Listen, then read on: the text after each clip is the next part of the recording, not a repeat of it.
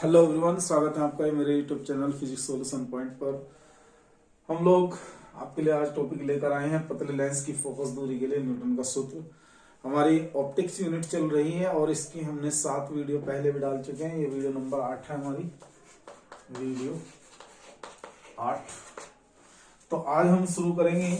Topic का नाम है हमारा पतले लेंस की फोकस दूरी के लिए न्यूटन का सूत्र, Newton's formula for the focal length of thin lens. अगर हम प्रैक्टिकली ये देखते हैं कि अगर कोई उत्तल लेंस लें और उत्तल लेंस से जो दूरियां नापी जाती है इसको ऑप्टिकल सेंटर से मेजर की जाती हैं, नापी जाती हैं, लेकिन ऑप्टिकल सेंटर से यानी कि प्रकाशिक केंद्र से ये सभी दूरियां यथार्थपूर्वक नहीं नापी जा सकती, बिकॉज इसमें कुछ ना कुछ त्रुटि पॉसिबल है, संभव है। तो ऐसी स्थिति में हम एक्यूरेटली अगर ये पता कर सके कि कोई वस्तु किसी लेंस के पहले फोकस से कितनी दूरी पर है और अपवर्तन के बाद उसी लेंस का उसी वस्तु के लिए प्रतिबिंब दूसरे फोकस से कितनी दूरी पर बनता है, तो हम इस फार्मूले की सहायता से आसानी से उस लेंस के लिए फोकस दूरी या प्रतिबिंब की दूरी या वस्तु की दूरी के बीच संबंध स्थापित कर सकते हैं। इस संबंध को हम नाम देते हैं न्यूटन्स फार्मूला। ये ग्रेटेस्ट साइंटिस्ट न्यूटन के द्वारा दिया गया है, तो इसीलिए इनके नाम पर ही इस फार्मूले को जाना जाता है, Newton's formula for the focal length of thin lenses. तो बात समझ में आती है। अब हम स्टार्ट करते हैं, इसको समझते हैं। मान लीजिए ये हमारा कोई पतला उत्तल लेंस है, कैपिटल एल। इसका प्रकाशिक केंद्र ओ है, इसकी मुख्य अक्ष ये वाली रेखा है जो इसके प्रकाशिक केंद्र से होकर जाती है। हम लोग देखते हैं यहां ये है कि मान लीजिए लेंस का प्रथम फोकस f1, दूसरा फोकस f2, लेंस की प्रथम फोकस दूरी f, दूसरी फोकस दूरी f' है और दोनों का माध्यम हमने यहाँ पे अलग अलग चुना है। यहाँ पे अलग माध्यम है और यहाँ माध्यम अलग अलग है, दूसरा माध्यम है। तो अब हम यहाँ देखते हैं कि एक वस्तु AB लेते हैं। इस वस्तु AB के इसकी टिप से B पॉइंट से प्रकाश की एक किरण मुख्य अक्ष के समांतर जाती है। जब ये प्रकाश की किरण मुख्य अक्ष के समांतर जाएगी तो प्रकाश की ये किरण इस लेंस के अपवर्तन के बाद, इस लेंस से अपवर्तन के बाद इसके दूसरे फोकस से जाती हैं और दूसरी किरण इसी वस्तु के उसी टिप से, उसी पॉइंट से एक दूसरी किरण मुख्य अक्ष के फोकस बिंदु F1 से जाती हैं और F1 से जाने के बाद इस लेंस द्वारा अपवर्तित होकर मुख्य अक्ष के समांतर आती हैं। ये दोनों किरणें परस्पर B' बिंदु पर आपस में प्रतिच्छेदित करती हैं, काटती हैं। अगर B' से इस रेखा पर लंब डाला जाए, ये लंब A' B' होगा, ये लंब A' B' ही वस्तु AB का वास्तविक और उल्टा प्रतिबिंब बनेगा। तो इसका स्टेटमेंट ये है कि यदि यहां स्टेटमेंट क्या देंगे, इसका न्यूटन फार्मूला का स्टेटमेंट बताएंगे। स्टेटमेंट क्या है, इसका कथन क्या है? यदि वस्तु लेंस के पहले फोकस F1 से x दूरी पर हो और लेंस द्वारा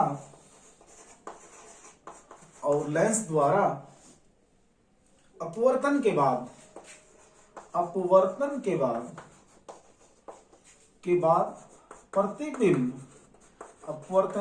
प्रतिबिंब A', B' कहां बन रहा हो? दूसरे फोकस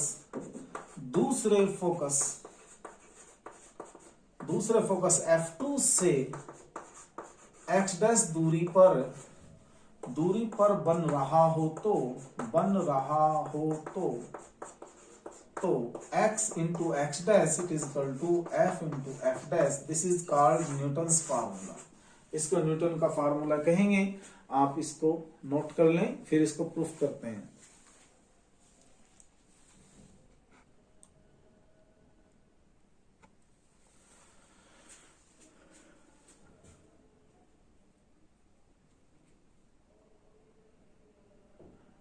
ओके, अब हम इसका प्रूफ कराते हैं आपको। प्रूफ करते हैं इसको। उल्टा देखो, अब देखिए हम प्रूफ करने के लिए हमारे सामने समरूप त्रिभुज, एक तो ये रहा, एक ये दोनों आपस में समरूप त्रिभुज हैं। एक समरूप त्रिभुज यहाँ है और एक ये परस्पर समरूप त्रिभुज हैं। तो हम कंपेयर करेंगे। अब लिखेंगे अब समरूप त्रिभुजों समरूप त्रिभुज ले लेंगे। कौन कौन से? ABF1 तथा त्रिभुज ONF1 में शुरू करते हैं। AF1 divide by OF1, AF1 ये ले लो, AF1 divide by OF1, AB divide by ON। But ये वाली साइड इसके इक्वल है और ये साइड जो है ना हमारी इसके इक्वल है, बाद में देख लेंगे वो। परंतु यहां बताया जा सकता है, परंतु चित्र से AB रेखा जो है वो किसके इक्वल है? OM के। AB is equal to OM and ON it is equal to A dash B dash के। तो 10 इस प्रकार से हमें यहां देखना पड़ेगा। AF1 can be written as AF1 upon OF1 it is equal to AB को किससे रिप्लेस कर दीजिए? OM से, और ON को रिप्लेस कर दीजिए A डैश B डैश से। This is the first equation, पहली समीकरण। अगेन पुनः त्रिभुजों, समरूप त्रिभुजों आपके कौन कौन से त्रिभुज लेने हैं समरूप? A dash B dash F2 तथा OMF2 में लगा देंगे फार्मूला। ये फार्मूला आना चाहिए A dash F2 divide by OF2 it is equal to A dash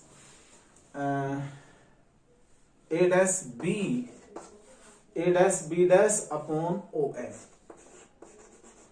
और यहां मैं देख रहा हूं OM upon A dash B dash है, तो मैं इसको चेंज कर लेता हूं। OM upon A dash B dash it is equal to OF2 divided by A dash F2। This equation 2, ये दूसरी इक्वेशन। आप कंपेयर कर सकते हैं इस इक्वेशन की इस इक्वेशन के साथ। AF1 upon OF1 it is equal to OM upon A dash B dash, और OM upon A dash B dash it is equal to OF2 upon A dash F2। तुलना कर दीजिए समीकरण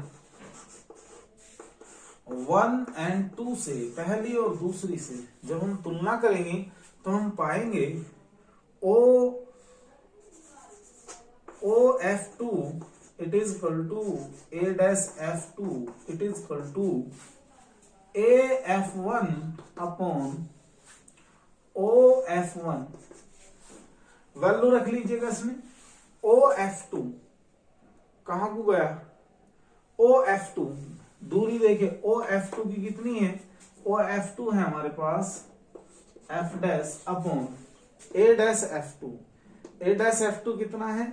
वो है X dash it is equal to, फिर यहां देखिए AF1 हमारा कितना है? X, और फिर OF1 यहां देखिए AF1 हो गया X और OF1 ये बना F। दोनों की मल्टीप्लाई कर देंगे तो इससे क्या रिजल्ट बनेगा? F dash it is equal to X into X dash. यही न्यूटन का फार्मूला है और ये इसका प्रूफ है। आप इसको नोट कर लेंगे, दिखा देंगे इसको, स्क्रीनशॉट ले लेंगे इसको। इस फार्मूले से ये बताया जा सकता है, क्या बताया जा सकता है? हम ये देखना चाहते हैं कि अगर वस्तु फोकल पॉइंट पर हो, यदि वस्तु फोकल पॉइंट F1 पर हो, तो हमें पता है कि अगर कोई वस्तु उत्तल लेंस के फोकस बिंदु पर हो तो उसका प्रतिबिंब अनंत पर बनेगा। तो यहां लिखेंगे यदि वस्तु AB किस पर हो? फोकस बिंदु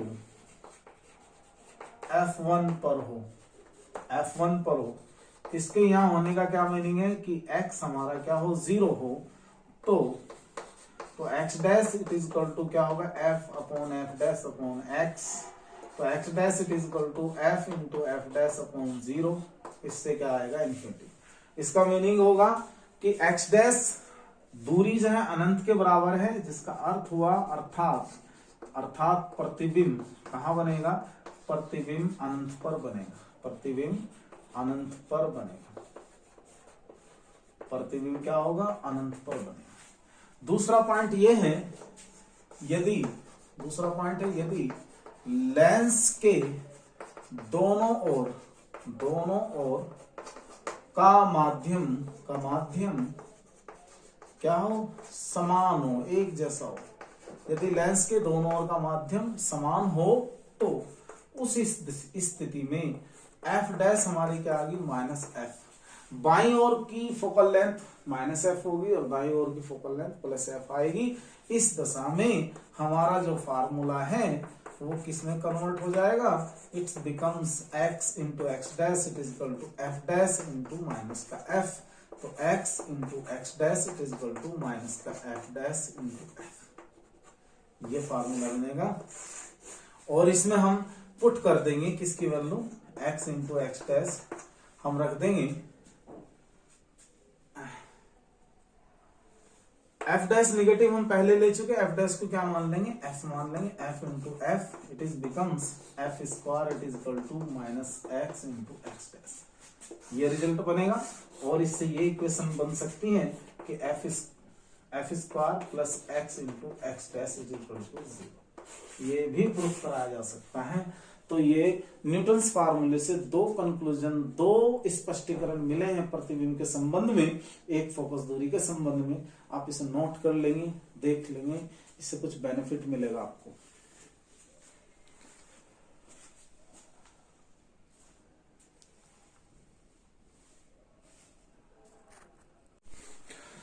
देखिए दूसरा टॉपिक लेते हैं, ये भी बढ़िया टॉपिक है, विस्थापन विधि द्वारा उत्तल लेंस की फोकस दूरी ज्ञात करना। मेरे भाइयों, जब हमें ऐसी स्थिति मिल जाए जिसमें दो पिनों के बीच की दूरी लेंस की फोकस दूरी के 4 गुने से अधिक हो, जब दो पिनों के बीच की दूरी स्मॉल है, लेंस की फोकस दूरी f के 4 गुने से अधिक हो, तो इन दो पिनों के बीच में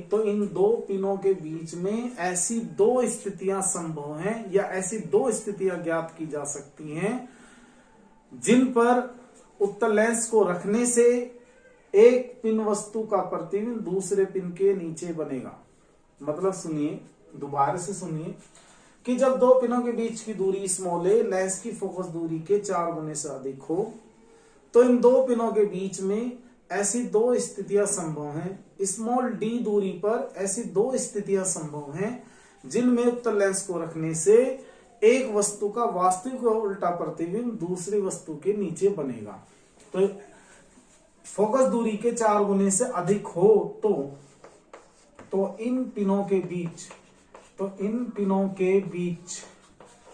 बीच ऐसी डी दूरी पर, इन पिनों के बीच डी दूरी पर ऐसी दो स्थितियां संभव हैं, ऐसी दो पोजीशन पॉसिबल हैं, स्थितियां संभव है और संभव पॉसिबल संभव है जिन पर लेंस को रखने से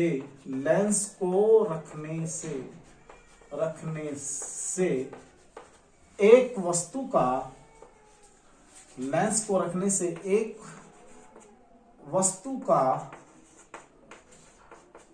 दूसरी वस्तु पर वास्तविक व उल्टा प्रतिबिंब बनता है, वास्तविक व उल्टा प्रतिबिंब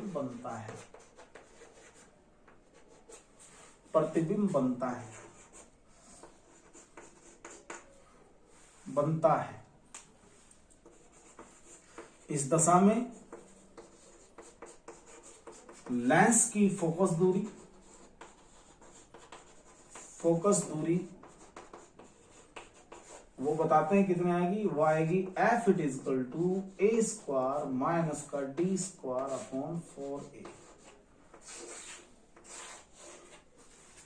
F is equal to A square minus D square upon 4a, जहां एफ लेंस की फोकस दूरी है, ए दो पिनों के बीच की दूरी है, डी इन पिनों के बीच लेंस की दो स्थितियों के बीच का विस्थापन है। तो f is equal to A square minus D square upon 4a ये स्टेटमेंट है, और इस स्टेटमेंट का मैथमेटिकल रिलेशन ये है f is equal to A square minus D square upon 4a। और ये फार्मूला तभी पॉसिबल है जब दो वस्तुओं के बीच की दूरी या दो पिनों के बीच की दूरी लेंस की फोकस दूरी के 4 गुने से अधिक हो। अगर लेंस की फोकस दूरी अगर दो वस्तु के बीच की दूरी लेंस की फोकस दूरी के 4 गुने से अधिक है तो प्रतिबिंब वास्तविक और उल्टा बनेगा। ये भी इससे हम सिद्ध कर सकते हैं, वो नेक्स्ट करेंगे। पहले हम इसको प्रूफ करेंगे, इससे पहले आप इसका स्टेटमेंट देख लें।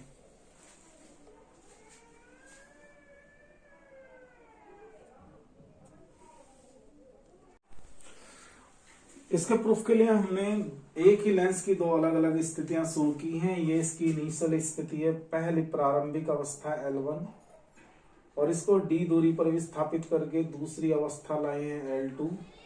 दोनों स्थितियों के बीच की दूरी क्या है, स्मॉल d है। पिन 1 यहां है, पिन 2 यहां है। पिन 1 ये है और पिन 2 यहां है। दोनों पिनों के बीच की दूरी स्मॉल a है।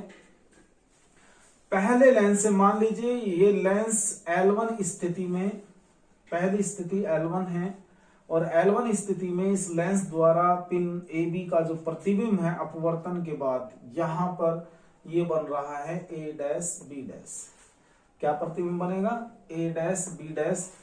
जब हम इसको लेंस को विस्थापित करके अवस्था L2 में लाते हैं, स्थिति L2 में लाते हैं, तो इसी पिन AB का अपवर्तन के बाद प्रतिबिंब कहां पे बनेगा, अपवर्तन के बाद प्रतिबिंब बनेगा A dash B double dash, वो भी इस पिन के नीचे। तो जैसा उसने कथन में कहा है, कथन में उसने ये कहा है कि हम दोनों पिनों के बीच स्मॉल d दूरी पर ऐसी दो स्थितियां ज्ञात कर सकते हैं, या ऐसी दो स्थितियां प्राप्त की जा सकती है जिन पर लेंस को रखने से उसी वस्तु AB का उसी दूसरी वस्तु के नीचे अलग अलग प्रतिबिंब अलग अलग स्थितियों में बनेगा, अलग अलग साइज में बनेगा, अलग अलग प्रतिबिंब एक ही स्थिति में बनेगा, दूसरी पिन के नीचे वास्तविक और उल्टा होगा।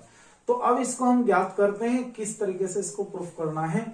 अब यहां पर आप देख रहे हैं हमने दो दूरियां दिखाई हैं।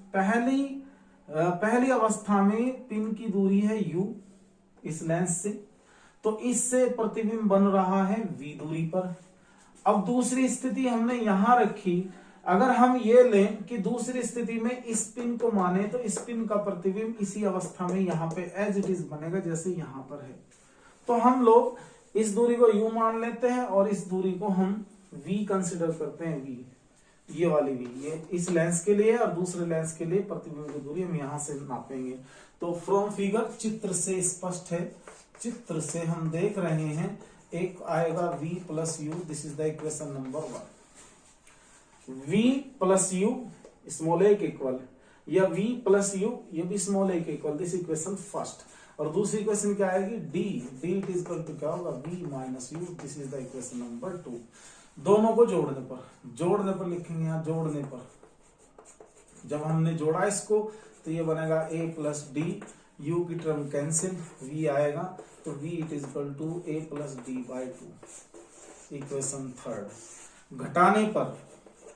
घटाने पर जब हम घटाएंगे तो क्या बनेगा, a माइनस डी, माइनस से माइनस कैंसिल होकर 2u बनेगा, और u it is equal to होगा a माइनस डी अपॉन 2। समीकरण नंबर 4। अब यहां लिखेंगे, अब समीकरण 3 व 4 से u तथा v के मान समीकरण 1/f it is equal to 1/v minus 1/u में चिन्ह सहित रखने पर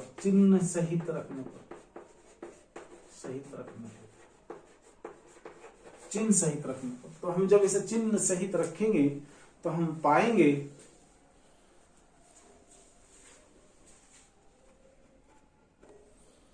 क्या लेता हूं, स्पेस कम है भाई दोस्तों, इसको कर लेता हूं।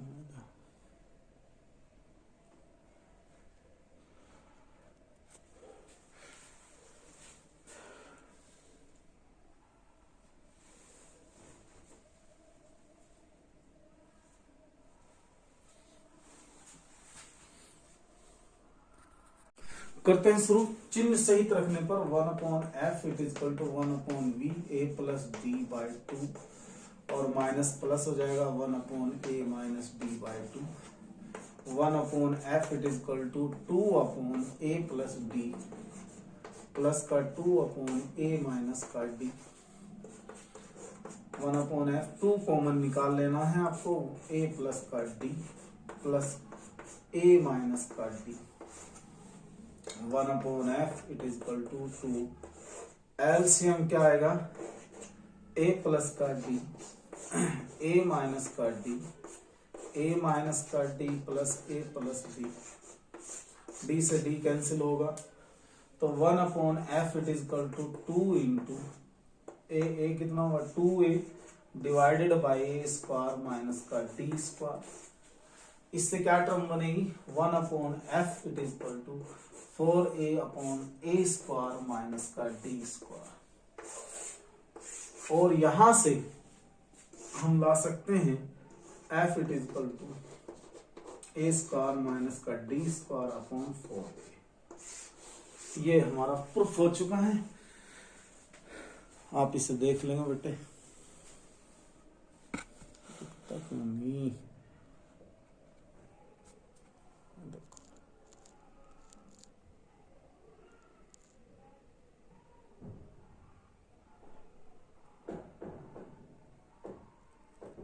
अब देखिए, विस्थापन विधि में जब दो अलग अलग प्रतिबिंब बनते हैं तो हम वस्तु का आकार कैसे ज्ञात करना है, किस प्रकार से ज्ञात करेंगे। अगर हमें न्यूमेरिकल में ऐसा कह दिया जाए कि दो अलग अलग स्थितियों में वस्तु के दो अलग अलग प्रतिबिंब अलग अलग आकार के बनते हैं तो उसके लिए हम एक फार्मूला डेराइव करते हैं। अब हम ये हमने हेडिंग डाल दिया वस्तु का आकार कैसे ज्ञात करेंगे। तो यहां देखें आप वस्तु का आकार कैसे ज्ञात करना है। आप देखें त्रिभुज ABL1, एक त्रिभुज देखिए ABL1 और एक त्रिभुज देखिए आप A-B-L1। ये दो समरूप त्रिभुज हैं। समरूप त्रिभुज के लिए दोनों वर्टिकल अपोजिट एंगल, ये 90 डिग्री ये भी 90 डिग्री है, तो इससे ये समरूप त्रिभुज प्रूफ हो जाएगा। तो सिद्ध करते हैं अब समरूप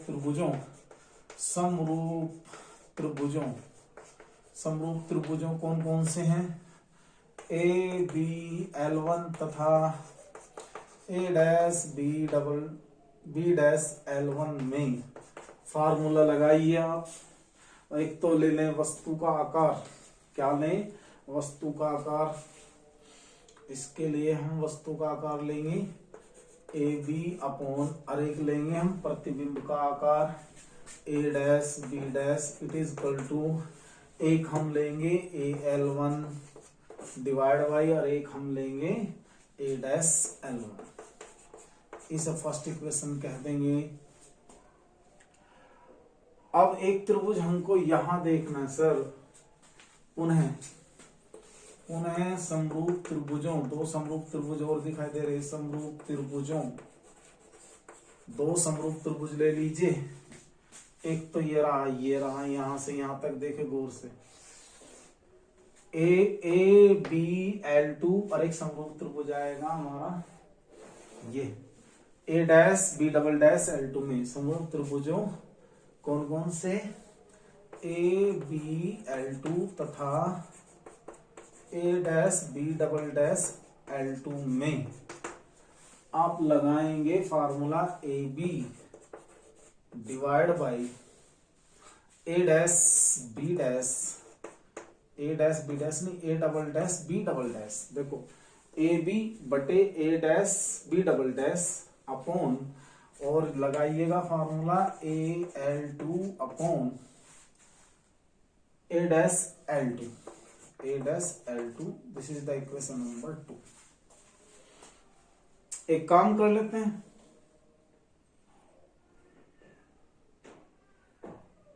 दोनों को डिवाइड कर लेते हैं।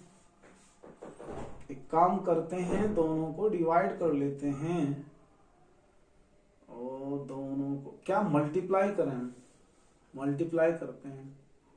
मल्टीप्लाई करने पर हम देखें कुछ टर्म हमारी कैंसिल होगी या नहीं। Al1 u है, A-L1 हमारा क्या है, v है।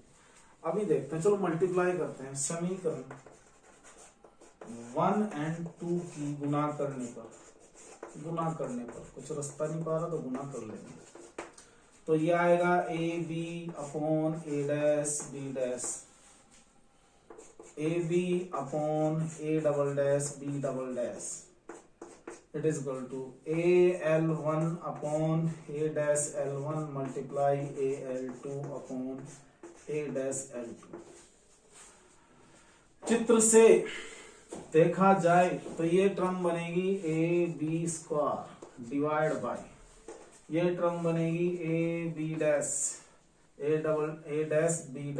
मल्टीप्लाई A'(B'), दोनों प्रतिबिंबों का आकार बराबर AL1 ढूंढो। AL1 कितना है, U। A'(L1) है हमारा V, ये रहा V, डिवाइड में कर देंगे A'(L1) हो गया V मल्टीप्लाई AL2 देखो डिस्टेंस नीचे, ये रही V फिगर से। AL2 कितना है V, तो ये आया V डिवाइड बाई A'(L2) की वैल्यू ये रही U, तो ये आ गया U से U कैंसिल, V से V कैंसिल। तो हमने पाया कि हमारा जो रिजल्ट है वो बना AB² upon A'(B' multiply A'(B') it is equal to 1। तो हमारा होगा AB का square it is equal to A'(B' multiply A'(B'). तो AB वस्तु का आकार AB कितना होगा, square root A'(B' into A'(B').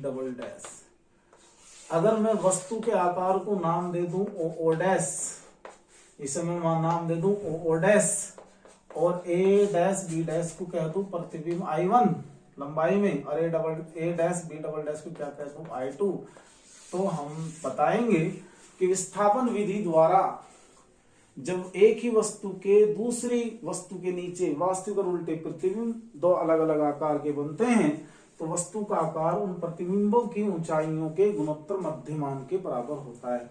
ये मेरा टॉपिक यहीं पे खत्म हो गया बेटा। कल मैं इसके दूसरे टॉपिक लेकर आऊंगा इसी चैप्टर्स के। अभी इसमें बहुत सारे क्वेश्चन रह रहे हैं जो इम्पोर्टेंट हैं आप लोगों के लिए। अगर आप चैनल पर नए हैं और पहली बार वीडियो देख रहे हैं और पिछले सभी चैप्टर्स की वीडियो देखना चाहते हैं, तो आप चैनल की प्लेलिस्ट पर जाकर उन सभी वीडियोस को देख सकते हैं। Thanks for watching, thanks for being us. और जाते जाते एक रिक्वेस्ट, बेटा मेरे चैनल को सब्सक्राइब कर दीजिए, बिकॉज मेरा चैनल नया है और मैं काफी दिनों से प्रयास कर रहा हूँ। आपके सहयोग से काफी सब्सक्रिप्शन हो चुका है, आपके एक सहयोग से एक सब्सक्रिप्शन और हो जाएगा। Thanks for watching, thanks for being us, good bye.